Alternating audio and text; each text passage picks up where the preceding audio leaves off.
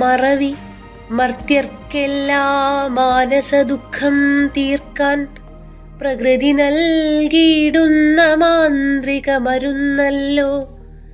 എങ്കിലോ മറക്കില്ല മാരക ദുഃഖങ്ങൾ തൻ സങ്കടങ്ങളെ തീർക്കും മാനുഷബന്ധങ്ങളെ.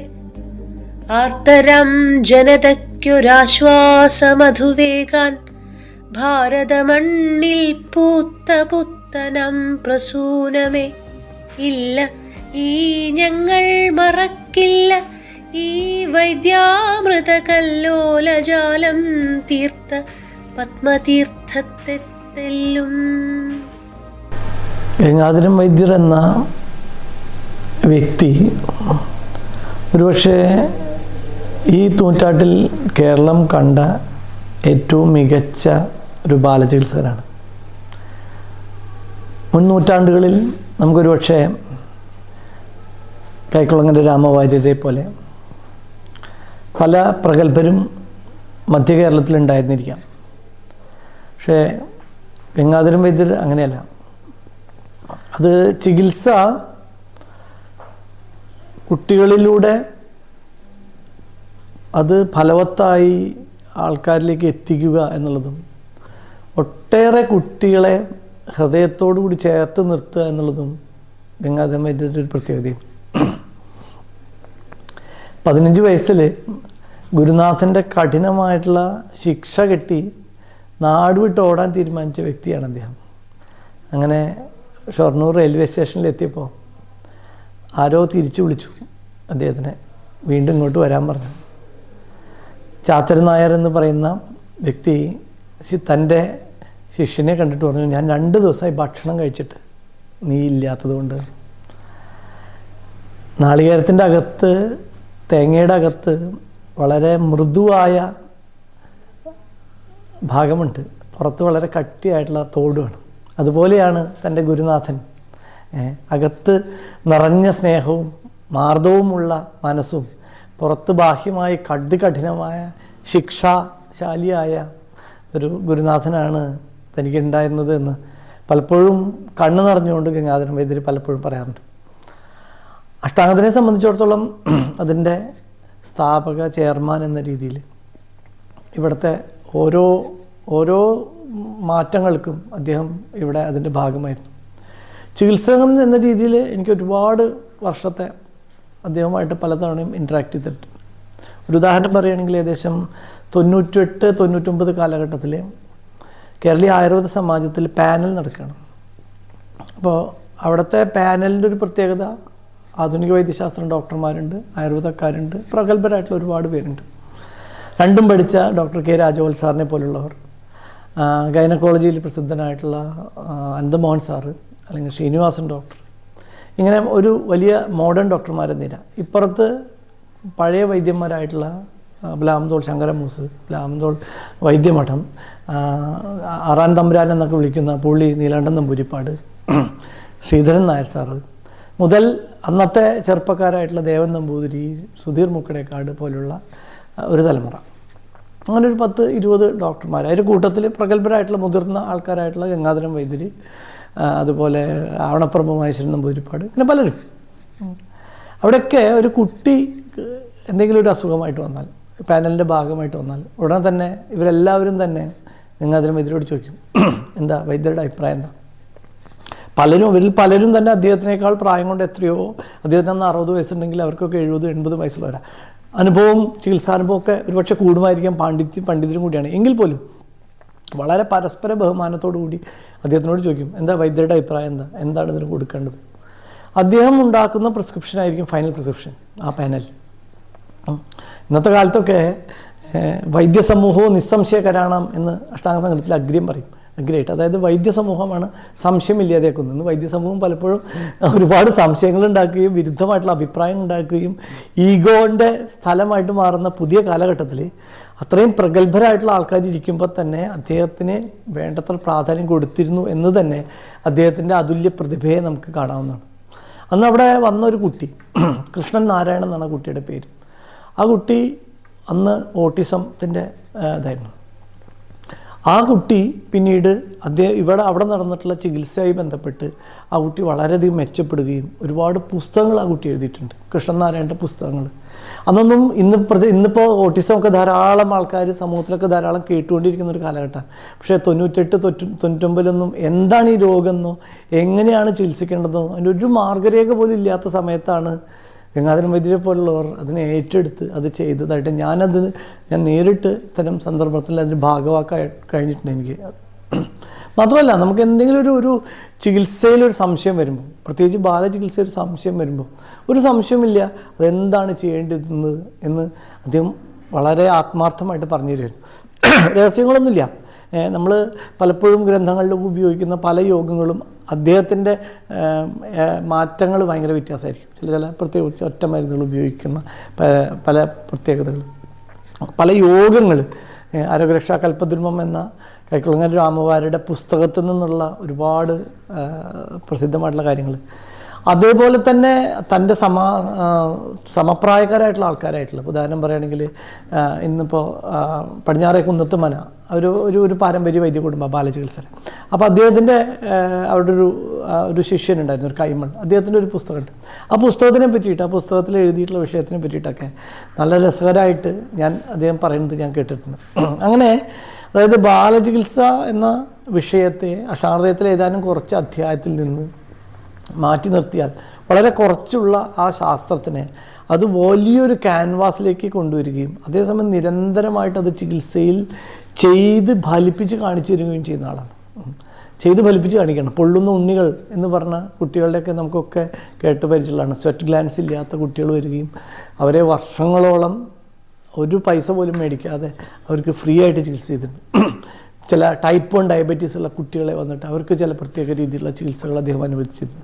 ഇങ്ങനെ നമ്മൾ മുഖ്യധാരയിൽ ഒരു കുട്ടിക്ക് ഇത് തീരെ മാറില്ല, അല്ലെങ്കിൽ ഇനി ഇതൊന്നും ചെയ്യാനില്ല, അല്ലെങ്കിൽ ഇതൊരു ജനറ്റിക് ഡിസോർഡറാണ്, അല്ലെങ്കിൽ ഗർഭകാലത്ത് തന്നെയുള്ള പ്രശ്നമാണ്, ഒന്നും ചെയ്യാൻ പറ്റില്ല എന്ന് നമ്മളെ വൈദ്യശാസ്ത്രം വിശ്വസിപ്പിക്കുന്ന സ്ഥലത്ത് ഇവിടെ എന്തൊക്കെയൊക്കെ ചെയ്യാൻ പറ്റും എന്നുള്ളൊരു ആത്മവിശ്വാസം തരാൻ അദ്ദേഹത്തിന് ഭയങ്കരമായിട്ട് കഴിയുമായിരുന്നു. ഇന്നത്തെ പലപ്പോഴും നമ്മൾ പല ജനറ്റിക്കൽ സ്റ്റഡി നടത്തും, അല്ലെങ്കിൽ പ്രീ കൺസെപ്ഷൻ സ്റ്റഡി നടത്തിയിട്ട് പറയും അയ്യോ ഇത് ഇന്നതാണ്, നമുക്കിതിലൊന്നും ഹെൽപ്ലെസ് ആണ്. പക്ഷേ ബാലചികിത്സയ്ക്ക് എന്തെങ്കിലുമൊക്കെ ചെയ്യാനുണ്ട്, അത് ഗ്രന്ഥത്തിൽ ഇന്ന ഭാഗത്തുണ്ട് എന്ന് നമുക്ക് നന്നായിട്ട് പറഞ്ഞുതരാൻ അതൊരു അസാമാന്യമായിട്ടുള്ള ഒരു പ്രതിഭാശാലി തന്നെയായിരുന്നു അദ്ദേഹം. മാത്രമല്ല, അഷ്ടാംഗത്തിനെ സംബന്ധിച്ചിടത്തോളം ഇവിടെ ഇതിൻ്റെ ചെയർമാനാണെന്ന് മാത്രമല്ല, ഇപ്പോൾ കഴിഞ്ഞ ഏതാനും മാസങ്ങൾ മുമ്പ് വരെയും കൂടിയും ഇവിടുത്തെ ബാലചികിത്സയുടെ വിദ്യാർത്ഥികൾക്ക് പോസ്റ്റിംഗ് ഞാൻ കുട്ടികളെ അവിടെ കൊടുത്തിരുന്നു. അദ്ദേഹത്തിന് മുമ്പിലിരുന്ന് അദ്ദേഹത്തിൻ്റെ ചികിത്സക്കെല്ലാം പഠിക്കാൻ വേണ്ടിയിട്ടും അദ്ദേഹം ഉപയോഗിക്കുന്ന യോഗങ്ങളെ പഠിപ്പിക്കാൻ വേണ്ടിയിട്ടൊക്കെ. പലപ്പോഴും പുതിയ കാലഘട്ടത്തിൽ പല വൈദ്യന്മാർക്കും ഇന്നത്തെ കുട്ടികൾക്ക് അനുയോജ്യമായിട്ട് പറഞ്ഞു തരാൻ അറിയണ്ടാവില്ല, അത് അവരെ പറഞ്ഞ് ഫലിപ്പിക്കാനുള്ള കഴിവുണ്ടായിരിക്കില്ല. പക്ഷേ നല്ലൊരു ചികിത്സ പഠിക്കാൻ നമുക്ക് പറഞ്ഞു തരണമെന്നില്ല, നിരീക്ഷിച്ചാൽ മതി. Clinical medicine cannot be taught, it can be learned എന്നാണ് പറയുക. നല്ല ചികിത്സകനാവണമെങ്കിൽ നമ്മളൊരു ചികിത്സകനെ ഫോളോ ചെയ്താൽ മതി. അപ്പോൾ അത്തരം മാതൃക ആയ ഒരു മഹത് വ്യക്തിയാണ് ഗംഗാധരൻ വൈദ്യർ. 60 വർഷം കൊണ്ട് അദ്ദേഹം ലക്ഷക്കണക്കിന് കുട്ടികളുടെ ജീവിതം, എനിക്കറിയാവുന്ന ചില കുടുംബങ്ങളൊക്കെ ഉണ്ട്, അവർ പറയുന്നു ഗംഗാധരൻ വൈദ്യർ ഇല്ലെങ്കിൽ ഒരു പക്ഷേ ഞങ്ങൾ ഉണ്ടാവുമായിരുന്നില്ല, ഞങ്ങളുടെ തലമുറ ഉണ്ടാവുമായിരുന്നില്ല എന്ന് വരെ പറഞ്ഞിട്ടുള്ള എത്രയോ കുടുംബങ്ങളെ നമുക്ക് നേരിട്ടറിയാം.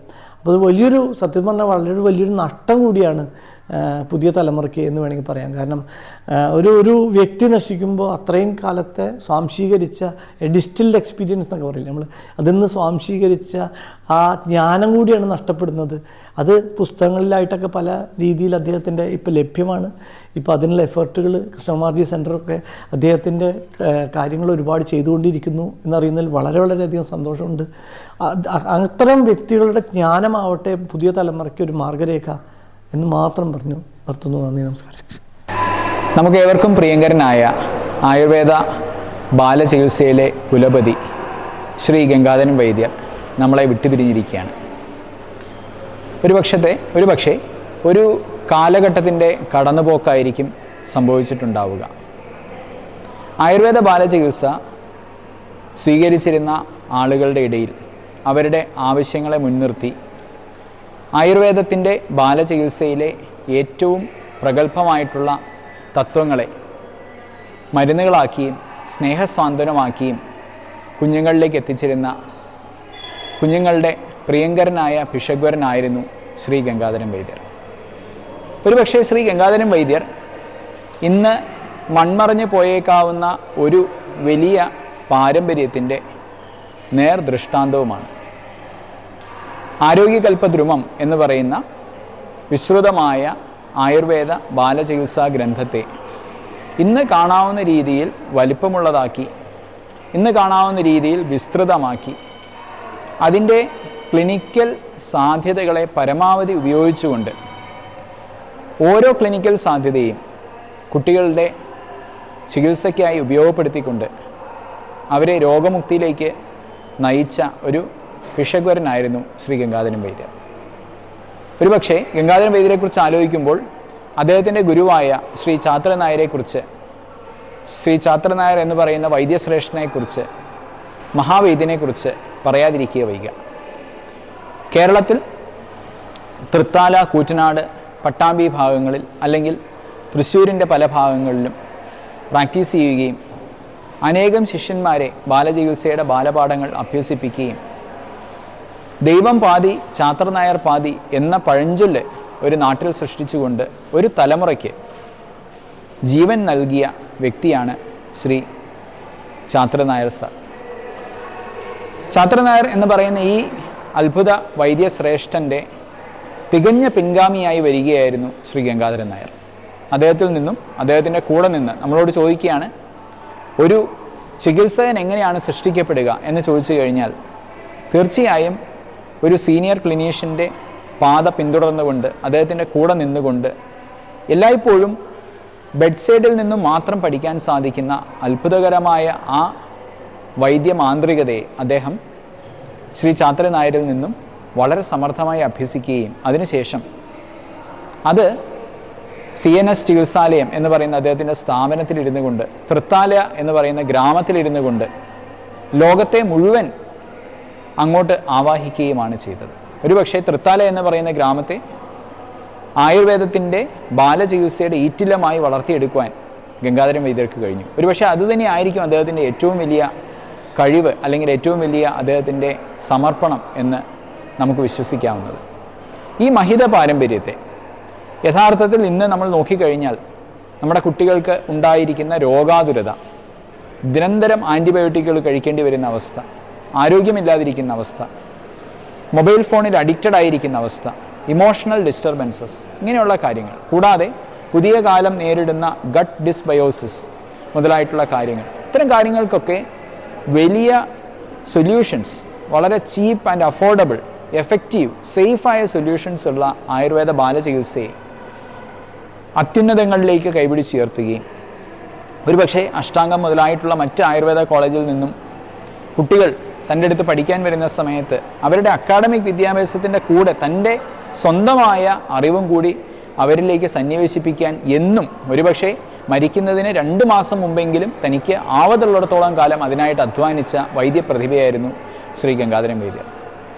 ഈ കുട്ടികളിലൂടെ ആയിരിക്കും യഥാർത്ഥത്തിൽ BAMS പഠിച്ച് അതിനുശേഷം അദ്ദേഹത്തിൻ്റെ അടുത്ത് പ്രാക്ടീസ് നേടിയ അദ്ദേഹത്തിൻ്റെ ശിഷ്യന്മാരിലൂടെയും ഏറ്റവും കഴിഞ്ഞ 2 മാസം മുമ്പ് വരെ അഷ്ടാംഗം ആയുർവേദ മെഡിക്കൽ കോളേജിലെ വിദ്യാർത്ഥികൾ അവിടെ പോസ്റ്റിങ്ങിന് പോയിരുന്നു. അവിടെ നിന്ന് ഇൻസ്പയർഡ് ആയിരുന്നു. ആ വിദ്യാർത്ഥികളിലൂടെ ആയിരിക്കും തുടർന്ന് അദ്ദേഹത്തിൻ്റെ ജീവിതം. തീർച്ചയായും ആയുർവേദത്തിൻ്റെ ബാലചികിത്സാ വിഭാഗം അദ്ദേഹത്തോട് എന്നും കടപ്പെട്ടവരായിരിക്കും. അദ്ദേഹത്തിൻ്റെ ചികിത്സാ മാർഗങ്ങളെ, ആ മരുന്നുകളെ, ആ തത്വങ്ങളെ, ആ സംപ്രാപ്തി നിർണയത്തെ ഒക്കെ തന്നെയും സ്വാംശീകരിക്കുവാനുള്ള ശേഷി നമ്മൾക്കുണ്ടാവട്ടെ. അദ്ദേഹത്തിന് അനുഗ്രഹം എന്നും നമ്മുടെ കൂടെ ഉണ്ടാവട്ടെ എന്ന് പ്രാർത്ഥിക്കുന്നു. അദ്ദേഹത്തിൻ്റെ ആത്മാവിന് നിത്യശാന്തി നേരുന്നു. നമസ്കാരം. ഞാൻ അഷ്ടാംഗത്തിൽ 2015 ഒരു അധ്യാപികയായിട്ട് പഞ്ചകർമ്മ വിഭാഗം മേധാവിയായിട്ട് ജോയിൻ ചെയ്യുമ്പോൾ സാറ് ആ സമയത്ത് ഇവിടെ വൺസ് ഇൻ 2 വീക്സ് OP വരുമായിരുന്നു. അപ്പോൾ ആ സമയത്ത് അന്നുണ്ടായിരുന്ന ഞങ്ങൾ ഫാക്കൽറ്റീസ് എല്ലാവരും സാറിൻ്റെ ഒപ്പം ഇരിക്കുമായിരുന്നു. സാറ് എങ്ങനെയാണ് ഒരു ക്ലിനിക്കലി കാര്യങ്ങൾ മനസ്സിലാക്കേണ്ടത്, അതിനും അപ്പുറത്തേക്ക് ആയുർവേദം എത്ര കഷ്ടപ്പെട്ടിട്ടാണ് അദ്ദേഹം പഠിച്ചിട്ടുള്ളത് എന്നുള്ളതും, ഏത് സമയവും ചാത്തർ നായർ അദ്ദേഹത്തിൻ്റെ അടുത്തുനിന്ന് കിട്ടിയ അടിയെക്കുറിച്ച് പറഞ്ഞ് കണ്ണിന്ന് വെള്ളം വരുന്നതെല്ലാം നമ്മൾ കണ്ടിട്ടുണ്ട്. ഇതിനെക്കാട്ടിലൊക്കെ അപ്പുറത്തേക്ക് അദ്ദേഹത്തിൻ്റെ കൂടെ ഇരിക്കുമ്പോൾ അല്ലെങ്കിൽ കൂടെ നമ്മുടെ അദ്ദേഹത്തിൻ്റെ ഒരു പ്രസൻസിൽ നമുക്ക് എപ്പോഴും ഒരു ഭയങ്കര സ്നേഹം, നൈർമല്യം എക്സ്പീരിയൻസ് ചെയ്തിട്ടുണ്ട്. കഴിഞ്ഞ ഒരു 3-4 മാസങ്ങൾക്ക് മുമ്പ് തന്നെ ഇവിടെ അഡ്മിറ്റ് ചെയ്തിരുന്ന ഒരു പോസ്റ്റ് എൻസെഫലൈറ്റിസ് പാരാപ്ലീജിയ കേസിലെല്ലാം സാറിൻ്റെ ഒപ്പീനിയൻ എടുക്കുകയുണ്ടായിട്ടുണ്ട്. സാറ് ചില ആരോഗ്യ രക്ഷാ കൽപ്പദ്രുമത്തിൽ പറഞ്ഞിട്ടുള്ള വീരാമൂലാദി എന്നൊക്കെ പറയുന്ന കഷായം ബ്ലെഫ്രോസ്പാസം ഒരു കേസിൽ സാറ് പറഞ്ഞിട്ട് ഞങ്ങൾ കൊടുത്തു നോക്കിയും നല്ലോണം റിസൾട്ട് ഉണ്ടാവുകയും എല്ലാം ചെയ്തിട്ടുണ്ടായിരുന്നു. അപ്പോൾ എപ്പോഴും കഴിഞ്ഞൊരു 1-2 കൊല്ലത്തിൽ എപ്പോഴൊക്കെയാണോ സാറുമായിട്ടുള്ള ഇൻട്രാക്ട് ചെയ്യാനുള്ള അവസരം കിട്ടിയിട്ടുള്ളത് അന്നൊക്കെ എപ്പോഴും സാറ് നമ്മുടെ അടുത്ത് പറയാറുള്ളത്, കുട്ടികൾക്ക് എന്താ വിശേഷം, അഷ്ടാംഗത്തിലെ പഠിക്കുന്നുണ്ടോ, ആയുർവേദം നന്നായി പഠിക്കുന്നുണ്ടോ, പരീക്ഷയൊക്കെ അവർ പാസ്സാവുന്നില്ലേ, നന്നായി പഠിക്കാൻ പറയണം എന്നൊക്കെ എപ്പോഴും പറയുകയും ആ ഒരു തലത്തിൽ എപ്പോഴും ഇമോഷണൽ ആവുന്ന ഒരു വ്യക്തിനെയാണ് നമ്മൾ കണ്ടിട്ടുള്ളത്.